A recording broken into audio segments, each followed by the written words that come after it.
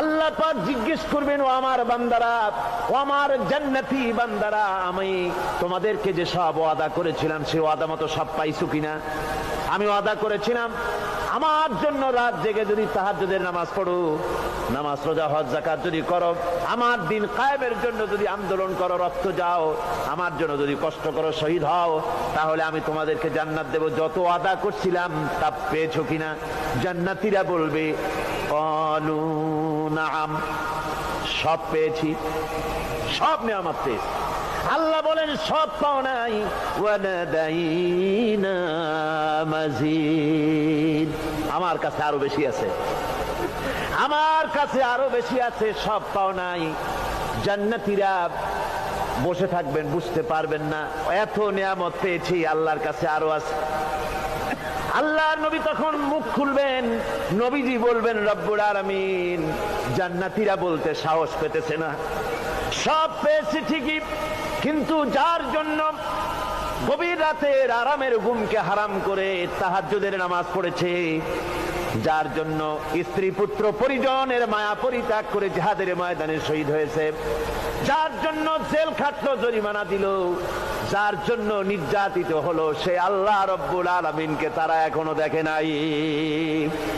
আল্লাহ রব্বুল আলামিন বলবেন, আমি আমার বান্দার সে আরজ পুরা, সে আরজি পুরা করব। আল্লাহ রব্বুল আলামিন তার সামনে থেকে সমস্ত নূরের পর্দাগুলি সরে যাবে, রব্বুল আলামিন তার বান্দার দিকে, বান্দার সামনে জালুয়া আফরোজ হবেন। আল্লাহ পাক কোরআনে কারীমের ভিতরে বলছেন, উজুহু ইয়াউমাইযিন নাযিরা ইলা রাব্বিহা নাযিরা। বান্দা, আল্লাহ পাক বান্দার দিকে তাকিয়ে থাকবেন, আর সমস্ত বান্দারা আল্লাহ রাব্বুল আলামিনের দিকে তাকিয়ে থাকবে। এই অবস্থায় কত কাল চলে যাবে কেউ টের পাবে না। রব্বুল আলামিন জান্নাতের ভিতরে তোমার জান্নাতীরা যেদিন তোমাকে দেখবে, ওই দিন আমাদেরকেও জান্নাতে একটু জায়গা করে দিও আল্লাহ। আমরা যেন ওই জান্নাতের ভেতরে বসার জায়গা যদি না পাই, আমরা গুনাহগার মানুষ, জান্নাতের কোন একটু জায়গায় ঠাঁই করে দিও যেন তোমারে দেখতে পাই। আয় আল্লাহ, তোমাকে দেখার তৌফিক আমাদের দিও, ধরে বলেন আমিন।